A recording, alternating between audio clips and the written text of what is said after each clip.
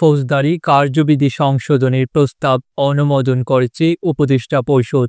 এখন এটি কার্যকর হলে কাউকে গ্রেপ্তার করে থানায় নেওয়ার সর্বোচ্চ ১২ ঘন্টার মধ্যে গ্রেপ্তার হওয়া ব্যক্তির পরিবার, বন্ধু বা আইনজীবীর সঙ্গে যোগাযোগ করে জানাতে হবে।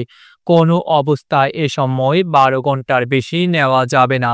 বৃহস্পতিবার ২২ জুলাই প্রধান উপদেষ্টা অধ্যাপক মোহাম্মদ ইউনূসের সভাপতিত্বে অনুষ্ঠিত উপদেষ্টা পরিষদের বৈঠকে ফৌজদারি কার্যবিধি দ্বিতীয় সংশোধনী অধ্যাদেশ ২০২৫-এর খসড়া অনুমোদন দেওয়া হয়। পরে রাজধানীর ফরেন সার্ভিস একাডেমিতে সংবাদ সম্মেলনে এ সিদ্ধান্ত জানান আইন উপদেষ্টা আসিফ নজরুল।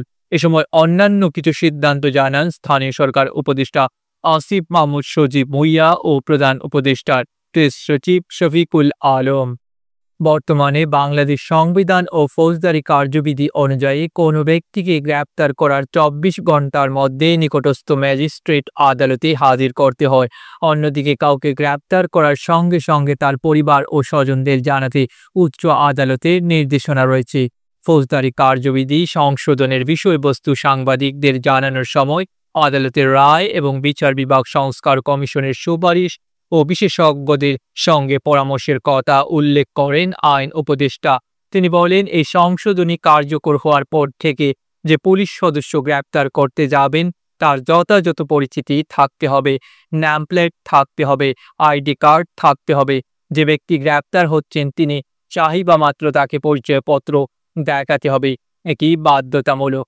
এরপর তাকে যখন থানায় নিয়ে আসা হবে তখন যত দ্রুত সম্ভব গ্রেপ্তার হওয়া ব্যক্তির পরিবার, বন্ধু বা আইনজীবীকে তার সঙ্গে যোগাযোগ করে জানাতে হবে কী কারণে কোন মামলায় গ্রেপ্তার করা হয়েছে এবং গ্রেপ্তার ব্যক্তি এখানে আছেন। এটি করতে কোনো অবস্থাতেই ১২ ঘন্টার বেশি সময় নেওয়া যাবে না, এর মধ্যেই জানাতে হবে।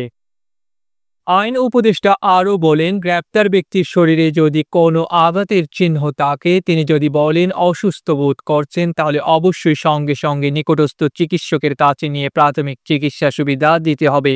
সংশোধনী অনুযায়ী প্রতিটি গ্রেপ্তারের ক্ষেত্রে বিস্তারিত লিখিত তথ্য থাকতে হবে। তাকে কেন, কী অভিযোগে, কোন আইনে, পরিবারের কার সঙ্গে যোগাযোগ করা হয়েছে, কে গ্রেপ্তার করেছে, এসব বিস্তারিত লিখিত থাকতে হবে। যে সংস্থায় গ্রেপ্তার করুক তাদের সংশ্লিষ্ট অফিসে সব তথ্য থাকতে হবে। এছাড়া নিয়মিতভাবে পুলিশ সদর দপ্তর, প্রতিটি পুলিশ সুপারের কার্যালয় ও থানায় গ্রেপ্তার হওয়া ব্যক্তিদের তালিকা থাকবে। ৫৪ ধারায় সন্দেহভাজন ব্যক্তিদের গ্রেপ্তারের বিষয়ে উল্লেখযোগ্য পরিবর্তন করা হয়েছে বলে জানান আইন উপদেষ্টা। তিনি বলেন, যদি সন্দেহের অভিযোগে গ্রেপ্তার করা হয় তাহলে যিনি গ্রেপ্তার করবেন তাকে নিশ্চিত হতে হবে যে তার সামনে অপরাধ ঘটেছে এবং বিশ্বাস করার কারণ আছে যে তিনি অপরাধটি করেছেন। ৫৪ ধারায় কেন গ্রেপ্তার করা হলো তা লিখিতভাবে ব্যাখ্যা করতে হবে। এখানে সুনির্দিষ্টভাবে বলতে হবে আইন শৃঙ্খলা রক্ষাকারী বাহিনীর সদস্যের মনে হলো এই লোক অপরাধ করেছেন। এটি আমলযোগ্য অপরাধের ক্ষেত্রে, আর আমলযোগ্য নয় এমন অপরাধের ক্ষেত্রেও এটি করতে হবে। একই সঙ্গে তাকে সন্তুষ্ট হতে হবে যে গ্রেপ্তার না করলে লোকটি পালিয়ে যেতে পারেন। এ দুটি শর্ত পূরণ হলে ৫৪ ধারায় গ্রেপ্তার করা যাবে। এছাড়া অনলাইনে বেল বন্ড সাবমিট এবং ডিজিটাল সমনের ব্যবস্থা রাখার বিধানও রাখা হয়েছে সংশোধনীতে।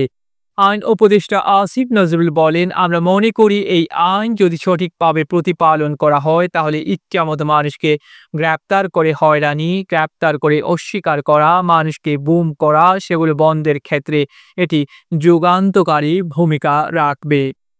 ডেস্ক রিপোর্ট, আধুনিক কাগজ।